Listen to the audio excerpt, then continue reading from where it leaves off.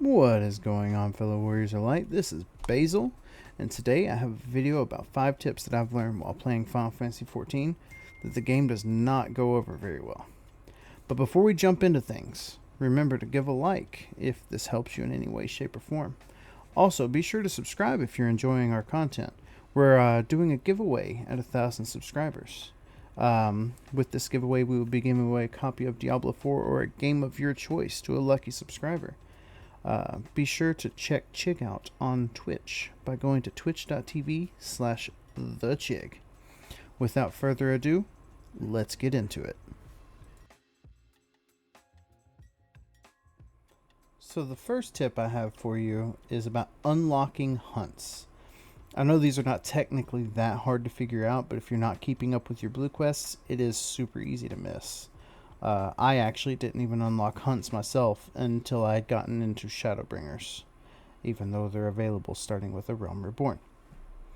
So hunts are a side activity in the game, reward you with multiple currencies such as tomestones of poetics or whatever tomestones are available at the time of the patch that you are currently doing.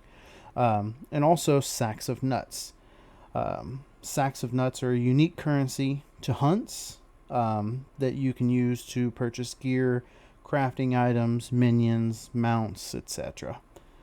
But to get started with unlocking hunts, you have to do a few quests. They start with A Realm Reborn, go all the way up to Endwalker, or whatever the next expansion is going to be. I'm sure there will be a hunt quest there too.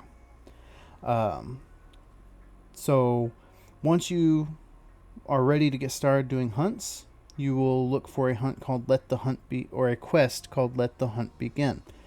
This will be available once you hit level 50 on a Disciple of Magic or Disciple of War job, and you will also need to be second lieutenant with your Grand Company. After meeting these requirements, you can pick up the quest from the capital city of whatever Grand Company you are in. You're going to open your map, look for a blue quest on your map that's called Let the Hunt Begin. Once you complete that, it's time to go ahead and head over to Heavensward quests. In Heavensward, there are 4 total quests that you need to complete before you can head over to Stormblood. These are called Let the Hunt Begin, Better Bill Hunting, Top Marks, and Elite and Dangerous. These go in that order, and they're all picked up in Foundation from different NPCs. After you finish those, it's time to head over to Kugane for the Stormblood quests. These are called 1-star Veteran Hunt, 2-star Veteran... 1-star Veteran Clan Hunt, 2-star Veteran Clan Hunt, 3-star Veteran Clan Hunt, and Elite Veteran Clan Hunt. Again, you have to do them in the order, and then after you get done with that, you head on over to the Crystarium for Shadowbringers. So the Shadowbringers quests are Nuts to You, 2 Nuts Too Nutty, How Do You Like 3 Nuts, and 2 Mini Nutters. So once you get all those quests done in that order, it's time to head over to Endwalker. Finally, time to get to current game. Now, once you are ready, you head over to Old Sharlayan, and you pick up the quest called The Hunt for Specimens. That specimen came from the moon, A Hunt for the Ages, and Perfect Specimens. After you finish all these quests, you are officially ready to do hunts and hunt trains. So now it is time for tip number 2.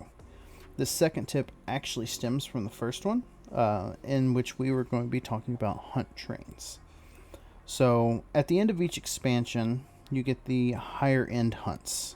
These provide you with greater rewards, but they're difficult, if not impossible, to solo. So hunt trains became a thing to help out. What these are is a group of people going from one hunt mark to the next and killing them. It doesn't have to be one group. It can be multiple groups to, take down one thing, but they're all going to the same place at the same time. This is simple enough for the most part, but how do you find a hunt train? Well, there are a couple different ways.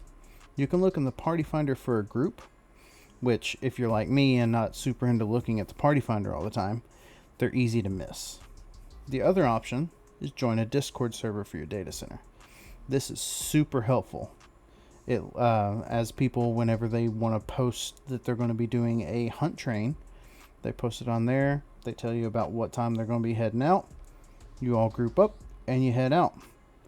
The Discord server that I use is called Centurio Hunts, which I will leave a link in the description to. If you have your Discord notifications on, this will let you know anytime somebody's getting ready to start a hunt.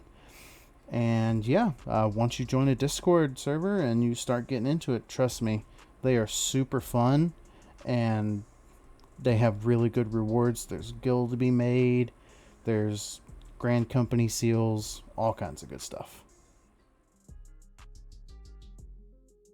So, the next tip that I have is super helpful when it comes to hunt trains, but it's not the only thing it's good for. What I'm talking about is changing what world you are on or what server you are on. In order to do this, you'll need to go to one of the 3 major capital cities, Gridania, Ul'dah, Limsa Lominsa. For instance, for me, I'm here in Ul'dah right now. We're going to head over to our Aetheryte. You are going to click on Visit Another World Server.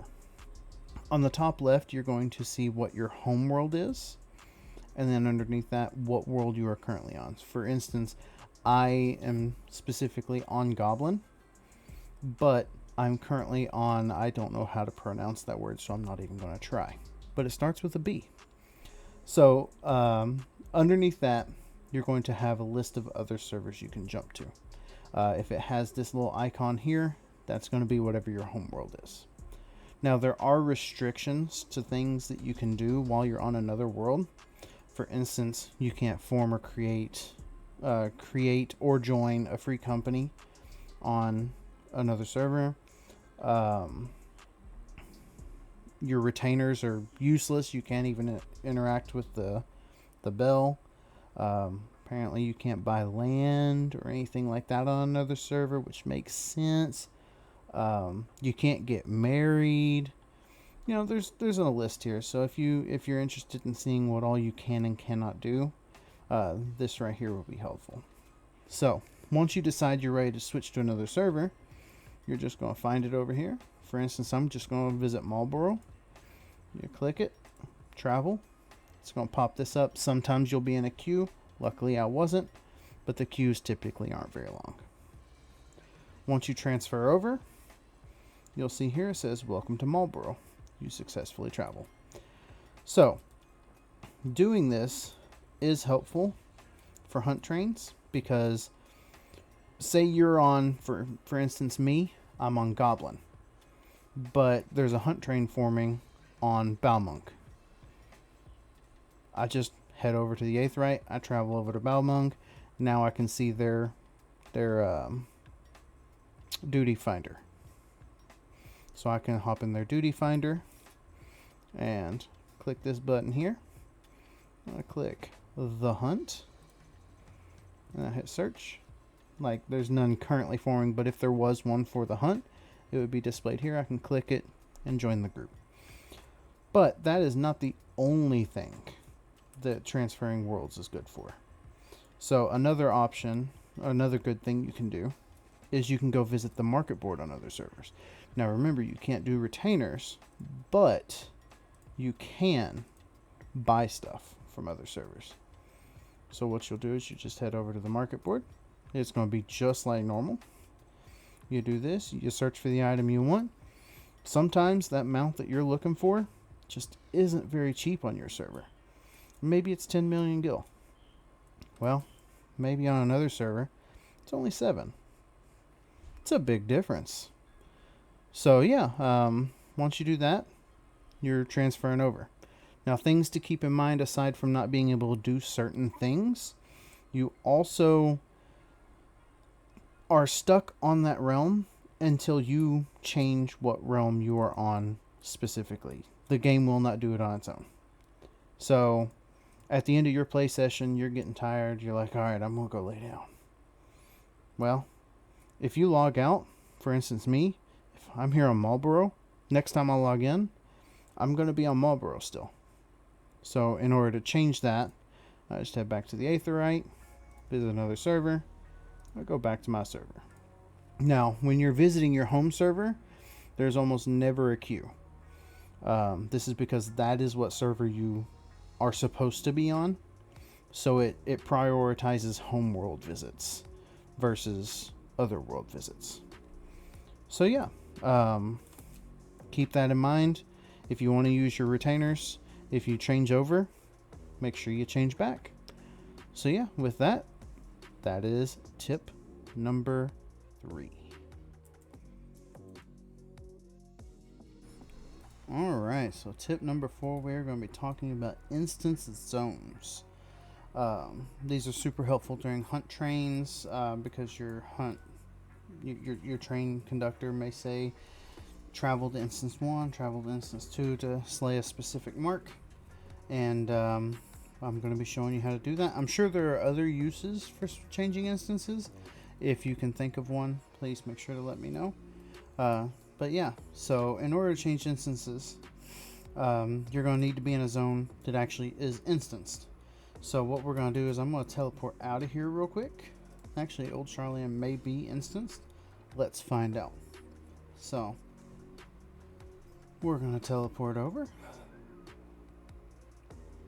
And then when we get over there, we're going to be looking in our chat channel to see if it says anything about you've entered an instance zone.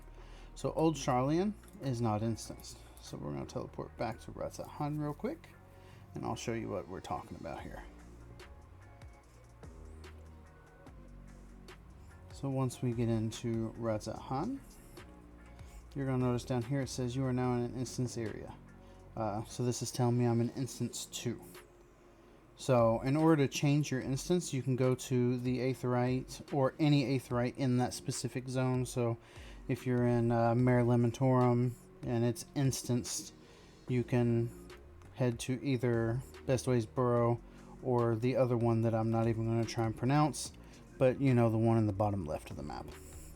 So you'll go over here, you'll click it, and you'll see travel to instance area. So remember, we're on instance 2. If you look around the Aetheryte, these specific people are here. Once we go to instance 1, you're going to notice it looks a little different. There's not quite as many people as close, and everything else. So like I said, this is good for your hunt trains. Mobs will be in different locations, and players will be in different locations. Also, this is not just, it has not gone over well in the game. I found this out when I was doing a hunt train, actually, and we were moving on to the next hunt. I didn't notice it said to move zones, and next thing I know, my party list is all just a bunch of question marks. And I'm like, what the heck is going on? I'm going around. I left the group. I rejoined the group. And then there were still question marks. And then come to find out, I was in a different instance. So it was a super easy fix. You guys know how to do it now. So yeah, make sure if you know you need to be in a specific instance, that's all you gotta do. And now for the final tip of the video, we're going to be talking about gear sets. So this one's not super into like the rest of the video about the hunt trains, but it is still something that could be useful for you for everyday gameplay. So if you open your character sheet, you're going to see, you know, recommended gear, Glamour Play, gear set list. So if you click this button, it's going to show all the gear sets that you have saved. They give you a tutorial on how to make a gear set. It's super easy. Create new gear set, and it'll make one of these for whatever job you're on. Whenever you change anything, you're going to want to hit this button right here. It's going to be grayed out for me because I've obviously saved it. But say you need to switch jobs quickly. Okay, this is something I found out at the end of my main scenario. I didn't find it out until I had like 2 quests left of it. But you can just take this, drag, and drop it somewhere.